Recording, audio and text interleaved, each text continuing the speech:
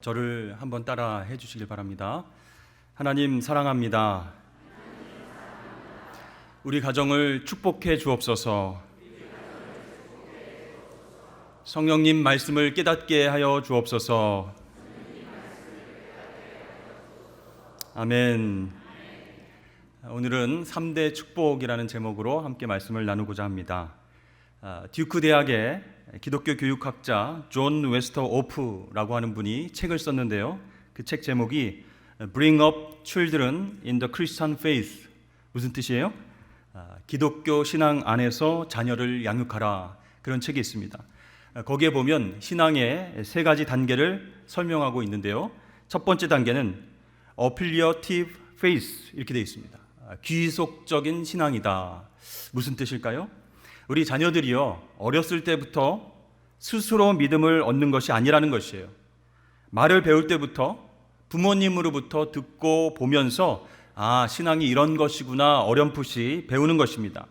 그래서 먼저 구원받은 부모님이 우리 자녀들에게 하나님에 대해서 가르쳐주고 하나님이 누구신지를 알려주고 또 어떻게 기도하는지 어떻게 말씀을 보는지 함께 이야기를 나누면서 배우게 된다는 것이죠. 자, 이렇게 가정에서 우리 자녀들이 신앙 교육을 받는다는 것 얼마나 큰 복인지 모릅니다. 저는 어렸을 적에 어머니가 늘 성경을 읽어주셨고 가정 예배를 늘 드려야만 했습니다. 때로는 잠이 오고 힘이 들었지만 그때 따라 불렀던 찬송가, 그때 함께 통성으로 기도했던 내용, 또 말씀에 대해서 그때 함께 이야기 나누었던 것, 그것이 영적인 자양분이 되었다라고 여러분 앞에서 고백할 수 있습니다. 물론 교회 학교에 나와서 말씀과 기도의 훈련을 받기는 하지만 우리가 더 많이 있는 곳, 우리 자녀들이 생활하는 그 터전 가정에서 또 기도하고 예배하는 훈련을 받는다면 하나님께서 그 가정을 통해서 우리 자녀손들에게 놀라운 믿음을 선물로 주실 줄로 믿습니다. 여러분, 우리는 지금 자녀들에게 무엇을 주고 있습니까? 우리 자녀들 너무 사랑스러워서 해달라는 것 다 해주고 계시죠. 그래서 옷 사주세요. 사줄게. 신발이 필요해요. 내가 사줄게. 학용품 필요해요. 닌텐도 게임기 필요해요. 아이폰 필요해요. 그러면 우리 부모님이 너무 우리 자녀들이 사랑스러워서 다 선물해 주십니다. 그런데 여러분, 그것보다 더 중요한 것이 있어요. 하나님을 예배하고 또 말씀과 기도의 자리에서 우리 부모님이 승리하는 모습을 보여줄 수 있어야 그것이 가장 큰 자녀들에게 있어서 영적인 선물이 되는 것입니다. 나중에 이 자녀들이 우리 부모님의 신앙의 모습을 보고 자랐다면 힘들고 어려울 때 그 신앙의 힘을 물려받아서 세상에 나가서 승리할 수 있는 것이죠. 자, 두 번째 단계는 무엇이냐면 Searching Faith, 이런 단계입니다. 탐구적 신앙이라는 거예요. 자, 우리 자녀들이 점점 자라납니다. 그러면서 한 번쯤 자신의 신앙을 의심하고 또 반항해보는 그런 단계가 오게 된다는 것이죠. 그런데요, 부모님은 이런 자녀들을 혼내키면서 이렇게 얘기합니다. 의심하지 마. 그냥 믿어. 잔소리하지 마. 교회 빨리 나와. 그래야 복 받는 거야. 이렇게 야단치십니다. 근데 한번 생각해 보시면 우리 자녀들이요, 이제 생각이 자라고 합리적인 사고를 할 수 있는 나이가 되었습니다. 그 자녀들이 성경 말씀에 대해서, 신앙생활에 대해서 질문을 하는 것, 의문점 갖는 것, 그건 자연스럽다라는 것이죠. 그래서 우리 부모님들은요, 이런저런 자녀들의 고민도 또 생각도 들어주시면서 또 자녀들이 신앙에 방황을 할 때 그것까지도 품어주십시오. 그러면요, 나중에는 이 자녀들이 시행착오를 겪으면서 하나님의 살아계심과 역사하심, 또 나를 향한 하나님의 뜻을 발견하게 될 줄로 믿습니다. 여러분, 성 어거스틴 들어봤죠? 무슨 책을 썼죠? 유명한 책 참회록 읽어보신 분들도 있을 것입니다. 그런데요, 이 어거스틴은요, 청년 시절을 돌아보면 정말로 혼란과 반항의 연속이었습니다. 부모님이 아이고, 쟤를 내가 낳았던가 맨날 걱정 근심을 안겨다 주는 그런 아들이었습니다. 어거스틴은 10대 시절 불량배들과 어울리면서 쾌락을 쫓고 도둑질도 하고 방탕하게 보냈어요. 20대에는 결혼하지 않고 여자와 동거하여서 사생아를 낳기도 했습니다. 또 당시 이단이었던 마니교에 흠뻑 빠져서 하나님 말씀의 진리를 부정하기도 했어요. 그러다가 32살이 될 때 이 어거스틴은 소낙비와 같은 눈물을 흘리면서 하나님 앞에 회심을 하게 됩니다. 돌이키게 됩니다. 이렇게 어거스틴이 돌아오기까지는 그 어머니 모니카의 기도가 결정적인 영향을 끼쳤다라는 것이에요. 이 어머니 모니카는요, 아들이 방황하는 모습을 볼 때마다 속상하고 힘들었지만 눈물로 기도한 자식은 결코 망하지 않는다, 이렇게 확신하면서 아들을 위해서 매일같이 눈물로 기도를 드렸습니다. 그 어머니 덕분에 어거스틴은 회개하고 돌이키고 하나님 용서하여 주옵소서, 하나님만이 참 하나님이십니다, 이렇게 하나님께로 돌아올 수 있었습니다. 세 번째 단계는요, mature faith, 성숙한 신앙의 단계입니다. 여러분, 이 단계가요, 진짜 나의 신앙이라고 말할 수 있는 거예요. 아브라함의 하나님, 우리 아빠, 우리 엄마의 하나님, 그 하나님이 나의 하나님이 되는 그런 경험이 있는 단계다라고 할 수 있습니다. 그렇게 되면 우리 자녀들이요, 성숙한 신앙인으로서 스스로 하나님 앞에 기도하며 그렇게 살아갈 수 있는 것이죠. 여러분, 성경 인물 중에 야곱, 굉장히 여러 가지 고난과 시련과 아픔을 경험했던 인물입니다. 그 여러 가지 사건들을 통해서 욕심 많았던 야곱이 점점 성숙해져 갑니다. 인격과 신앙이 다듬어지기 시작했어요. 처음에는요, 욕심으로 내가 하나님 복을 다 받아야지, 이렇게 아버지와 형을 속이고 장자권을 빼앗았습니다. 거짓말을 했어요. 그런데요, 그 이후에 여러 가지 고난을 통과하면서 아브라함의 하나님, 이삭의 하나님이 곧 나의 하나님이시구나, 이것을 경험적으로 확실하게 깨닫게 되었습니다. 그렇게 확실한 신앙의 열매를 맺게 되니까 이제 그 뿌리로 인해서 요셉이 나오고 모세가 나오게 되었습니다. 그렇습니다. 하나님은요, 우리의 연약함을 잘 아시기 때문에 고통과 힘든 과정과 아픔 속에서 단단한 신앙의 열매를 맺을 수 있도록 우리를 도와주시고 또 좋은 길로 인도하여 주실 줄로 믿습니다. 그렇게 되면요, 귀속적인 신앙에서 또 탐구적인 신앙에서 이제는 성숙한 신앙으로 발전하게 된다는 것이죠. 오늘 본문 말씀 굉장히 짧은 말씀이죠. 한 절 우리 구절을 읽었는데요, 아브라함의 하나님, 이삭의 하나님, 야곱의 하나님, 이렇게 나와 있습니다. 저는요, 이 말씀을 처음 봤을 때, 아니, 하나님은 모두의 하나님이시니까 그런 표현을 쓸 수 있겠지, 이런 생각을 했어요. 그래서 하나님은 아브라함의 하나님도 되고 이삭의 하나님도 되고 야곱의 하나님도 되는 것 아닌가, 당연한 소리 아닐까 생각했는데요, 가만히 묵상해 보니까 이 아브라함의 하나님이 그 아들 이삭의 하나님이 안 될 수도 있겠구나, 이런 생각이 들었어요. 또 이삭의 하나님이 그 아들 야곱의 하나님이 안 될 수도 있겠구나, 이런 생각이 드는 거예요. 무슨 뜻이에요? 한 사람의 신앙이 그 자녀에게, 그 다음 손자에게 온전하게 전달되지 않을 수도 있다, 그런 뜻입니다. 그래서 여러분, 아무리 우리 할아버지가 신앙이 좋고 하나님께 칭찬받고 사람들에게 인정받는다 할지라도 그 아버지가 신앙 좋다고 말할 수 없는 것이죠. 아무리 부모님이 신앙이 좋다고 해도 자녀들도 똑같이 신앙 좋은 모습으로 살아갈 수 있다, 이렇게 보장할 수 있는 게 없는 것이에요. 자, 그렇다면 오늘 성경 말씀에 아브라함과 그 아들 이삭과 이삭의 아들 야곱은 3대에 걸쳐서 하나님을 예배하고 모범적인 신앙을 물려받았다, 그런 뜻의 말씀인 것이죠. 여러분, 어떻게 이것이 가능했을까요? 아브라함과 이삭과 야곱은요, 귀속적인 신앙에 머문 게 아니에요. 탐구하는 신앙에 머문 게 아니에요. 3단계로 성숙한 신앙의 단계로 나아갔기 때문에 하나님의 축복을 계속해서 경험하고 그리고 다음 세대에게 전수할 수 있었다라는 것이죠. 그런데요, 이상한 점이 있습니다. 성경 말씀을 보면 꼭 할아버지, 아버지, 아들의 하나님, 이렇게 3대를 강조하는 이유가 무엇일까요? 우리 주변에도 4대째, 5대째, 6대째 신앙을 이어오는 가정이 있잖아요.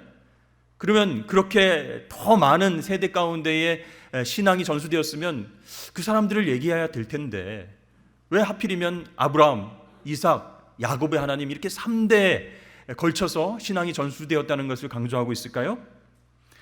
여러분, 여기에 깊은 뜻이 있어요. 신앙이라는 것은요, 다음 세대에만 물려주고 끝나는 것이 아니다, 그런 뜻이에요. 3대에 걸쳐서, 적어도 3대에 걸쳐서 신앙이 전수가 되어야 1세대의 역할을 다하게 된다, 그런 뜻입니다. 그래서 아브라함의 신앙이 아들 이삭에게만 전달되고 손자인 야곱에게 전달이 안 되었다라고 한다면 그 신앙의 전수는 실패할 가능성이 많다는 것이죠. 그러면 하나님께서 아브라함에게 약속하셨던 그 축복이, 자녀의 복, 땅의 복, 모든 축복이 끊어질 수밖에 없다라는 것이에요. 그래서 성경은 아브라함과 이삭과 야곱 이 3대의 신앙 전수를 이야기하면서 적어도 우리가 신앙을 전수하려고 할 때 3대에 걸친 신앙을 목표로 해서 신앙을 전수하자, 그런 메시지가 있는 것이죠. 그렇다면 이 말씀을 듣고 확 걱정이 오는 그런 사람들도 있을 거예요. 우리 가정은 3대에 걸쳐서 신앙생활 하지 않는데 어떻게 되는 것인가요? 근데 여러분, 걱정할 필요 없습니다. 실망할 필요 없습니다. 내가 신앙의 1세대라면 나의 자녀 그리고 나의 손자까지 그 신앙을 물려주겠다, 이렇게 결심하시고 지금부터 노력하면 하나님께서 도움을 주실 줄로 믿으시길 바랍니다. 여러분, 성경 말씀에 아브라함, 이삭, 야곱, 그 하나님 이렇게 표현한 이유가 있다는 것이죠. 하나님께서는 왜 3대의 신앙 전수와 축복을 강조하셨는지 우리 자세히 한번 살펴보도록 하겠습니다. 자, 먼저 아브라함은 믿음의 조상이라고 알려져 있습니다. 아브라함이 왜 믿음의 조상 이런 별명이 붙었을까요? 히브리서 11장 8절 말씀에 보면 이렇게 나옵니다. 믿음으로 아브라함은 부르심을 받았을 때 순종하여 장래 유업으로 받을 땅에 나아갈새 갈 바를 알지 못하고 나아갔으며. 그러니까요, 하나님께서 아브라함아 아브라함아 부르셨어요. 그런 다음에 너는 내가 지시할 땅으로 가라, 이렇게 명령하셨어요. 거기가 어딘데요? 난 못 가겠는데요? 내 고향 너무 좋은데요? 이 좋은 곳을 버리고 어디로 갑니까? 하나님 목표점을 알려주셔야 제가 움직이죠. 이렇게 말하지 않고요, 예 하나님 하고 순종했어요. 거기가 어디인지 모르지만 하나님 떠나라고 하시니까 믿음으로 순종하고 움직였다는 것이에요. 하나님께서 아브라함의 그 믿음을 보시고 의롭다고 여겨주셨어요. 하나님 위해서 뭐 큰 일을 해서 의롭다 이렇게 칭찬하는 것이 아니라는 것이에요. 창세기 15장 6절 말씀 보시면 아브라함이 여호와를 믿으니 여호와께서 이를 그의 의로 여기시고. 그렇습니다. 아브라함의 믿음을 소중하게 보셔서 의롭다고 칭찬해 주신 것이죠. 자, 이후에 아브라함은 하나님께서 테스트를 하셨어요. 100세에 얻은 소중한 아들 이삭을 제물로 바치라. 그렇게 테스트를 했을 때에도 아브라함이 불순종하지 않고 예 하나님, 믿음으로 칼을 빼들었어요. 여러분, 이때 아브라함의 믿음은 어떤 믿음이었을까요?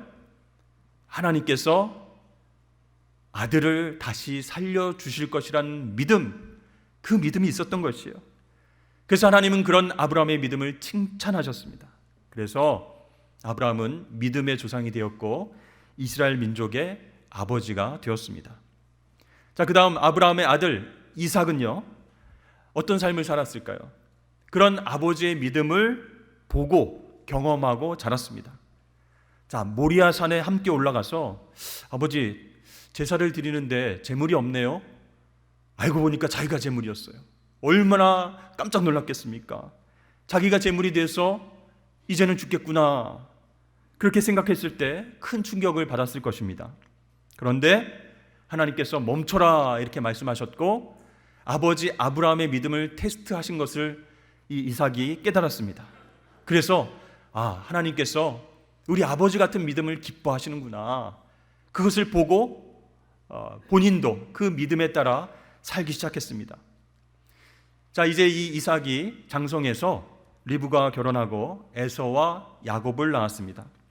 근데 야곱은요, 형 에서에게 장자권을 빼앗아 달아났죠.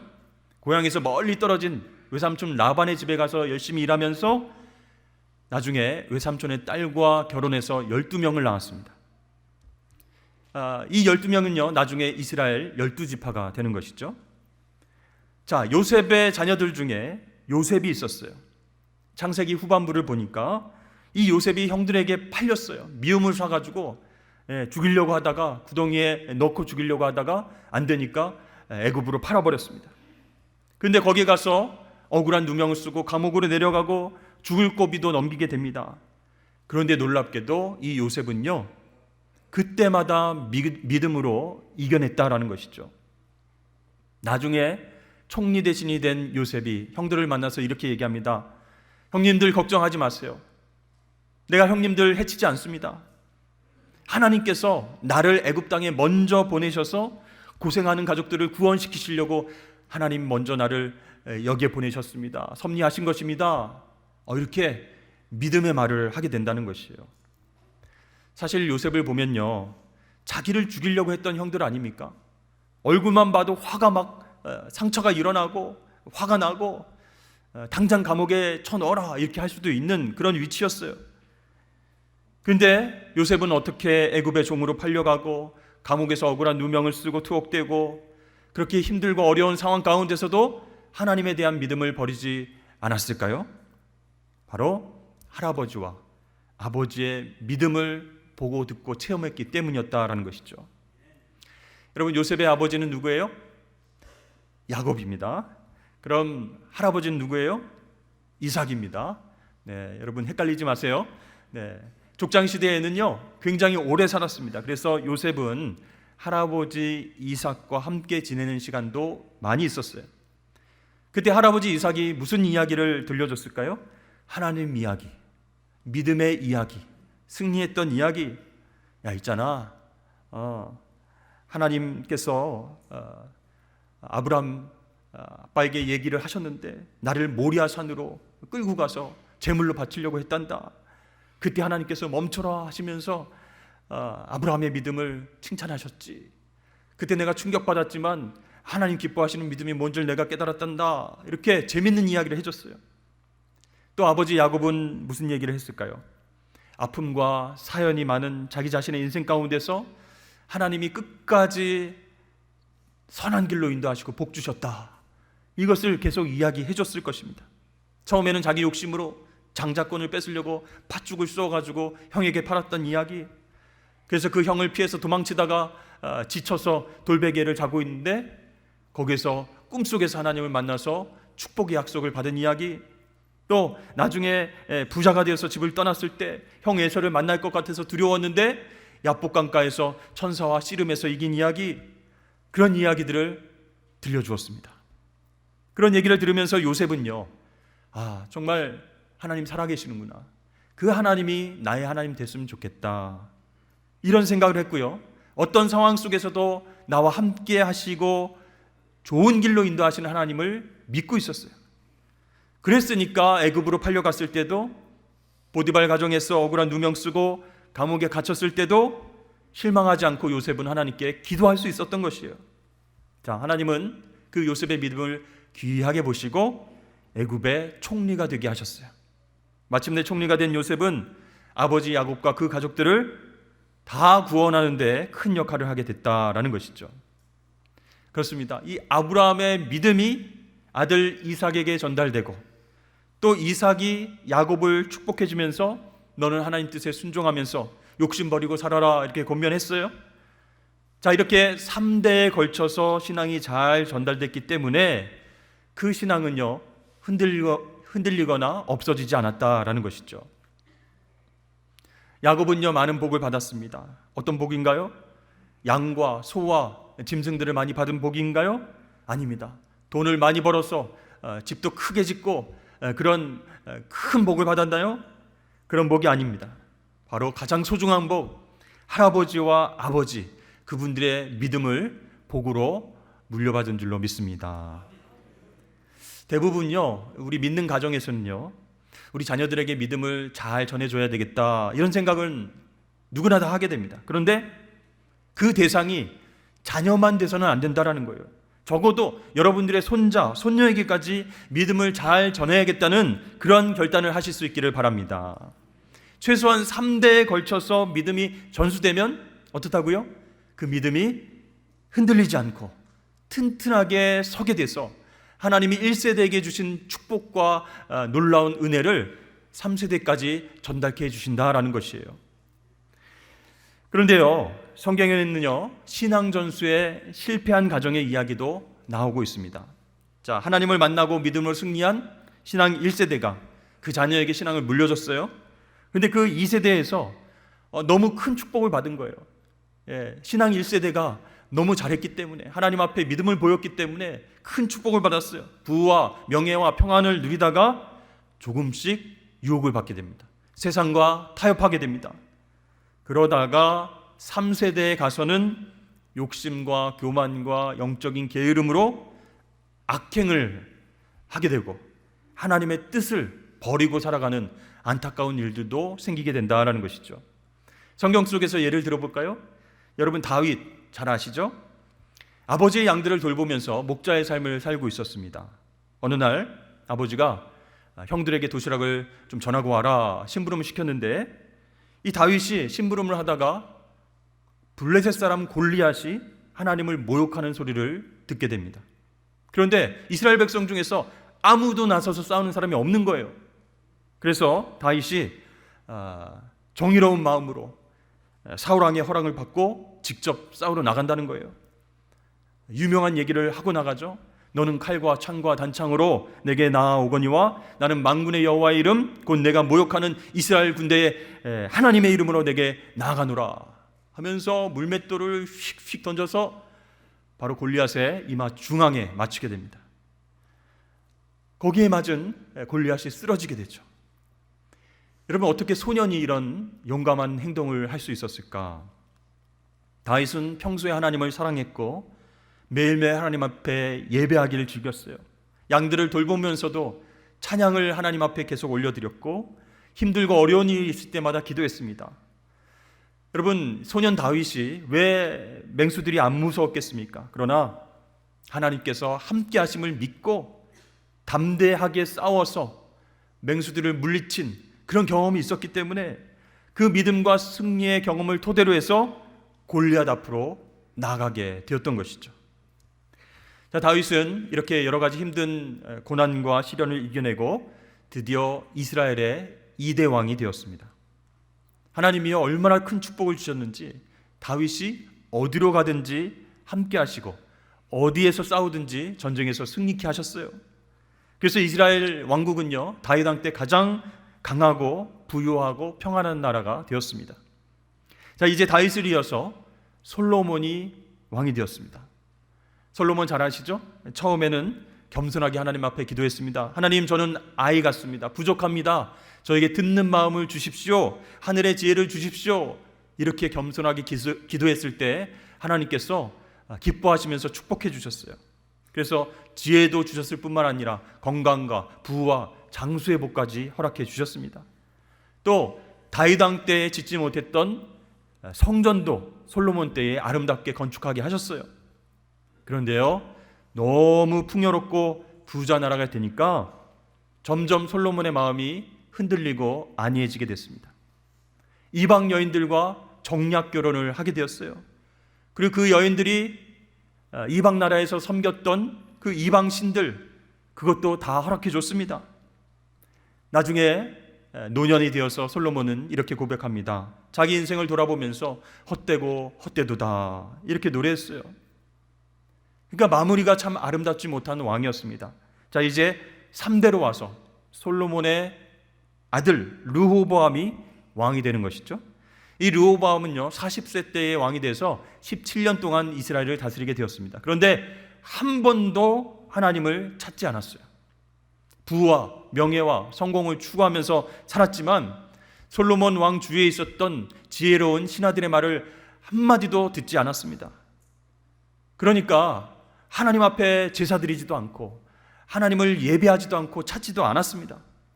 자, 그러다가 이스라엘이 어떻게 됩니까? 그 나라가 둘로 쪼개지게 됐다라는 것이죠. 12지파 중에 10지파는요 르호보암을 떠나서 새로운 그런 나라를 세우게 되었다라는 것이죠. 여러분, 이렇게 다윗은 믿음의 자리, 또 솔로몬은 어떤 자리? 타협의 자리, 그리고 르호보암은 불신의 자리에서 각각 생활하게 됐다라는 것이죠. 그러니까 3대에 걸쳐서 다윗의 신실한 신앙이 이렇게 전수되지 못한 것이죠. 끊어지게 된 것이죠. 우리는 여기서 첫 번째 세대와 세 번째 세대를 이어주는 중간 세대, 두 번째 세대가 참 중요하다라는 것을 알게 됩니다. 이 두 번째 세대는요, 믿음의 1세대가 말하는 그 하나님의 기적과 축복을 다 경험했습니다. 그러나 하나님을 삶의 우선순위로 두지 않고 부와 성공을 더 중요하게 생각하고 세상과 조금씩 타협하면서 살게 되면 솔로몬과 같은 실수를 되풀이할 수 있다라는 것이에요. 그래서 이 두 번째 2세대가 참 중요하다는 것이죠. 여러분, 다윗은 어떤 삶을 살았습니까? 하나님 한 분만으로 만족하는 그런 삶을 살았어요. 그분의 사랑을 매일매일 찬양하면서 시를 지었습니다. 그러나 솔로몬은 어떻게 생활했어요? 물론 하나님 앞에 제사도 드리고 신앙생활 열심히 했지만 더 많은 부귀영화, 더 지혜로운 것, 더 새로운 것, 더 신비한 것, 그것을 추구하다가 르호보암에게 신앙을 물려주지 못했다라는 것이죠. 그러므로 여러분과 자녀들은 어떤 결단을 하셔야겠습니까? 우리가 믿음의 1세대, 자녀들이 믿음의 2세대가 되고 또 3세대까지 믿음으로 성장할 수 있도록 내가 만들어야 되겠다, 이런 결단을 하실 수 있기를 주의 이름 축복합니다. 그러니까 여러분, 매주 공예배에 출석하는 것, 현장 예배 나와서 하나님을 예배하는 것 너무너무 중요한 거예요. 또 우리가 대부분의 시간을 많이 보내는 가정에서 가정 예배를 드리는 것, 그 예배를 통해서 하나님을 사랑하는 자녀로, 손주로 여러분 키우십시오. 그래서 적당히 해, 네 친구들도 그렇게 사니까 너도 그렇게 해야지, 세상과 적당히 타협하지 말고 밖에 나가서도 학교에 가서도 삶의 예배를 드릴 수 있도록 그렇게 교육시키시고 훈련시키셔야 됩니다. 그렇게 하나님을 만나고 체험할 수 있도록 우리가 도와준다면 하나님께서 2세대, 3세대를 통해서 놀라운 신앙의 열매들을 맺게 하여 주실 줄로 믿습니다. 목사님 말씀은 다 알겠습니다. 저도 공감 갑니다. 그런데 좀 요즘 너무 바빠서요, 가정 예배 못 드리겠고 온가족 축복 예배 다음에 참석해, 이렇게 다음 기회에 말씀하지 마시고 오늘부터 내가 먼저 믿음의 1세대가 되겠다, 세상과 타협하지 않는 믿음의 삶을 우리 자녀들에게, 손주들에게 보여주겠다 결심하셔서 3대가 하늘의 놀라운 축복을 받게 되는 그런 영광스러운 일들을 경험하시길 주의 이름으로 간절히 축원합니다.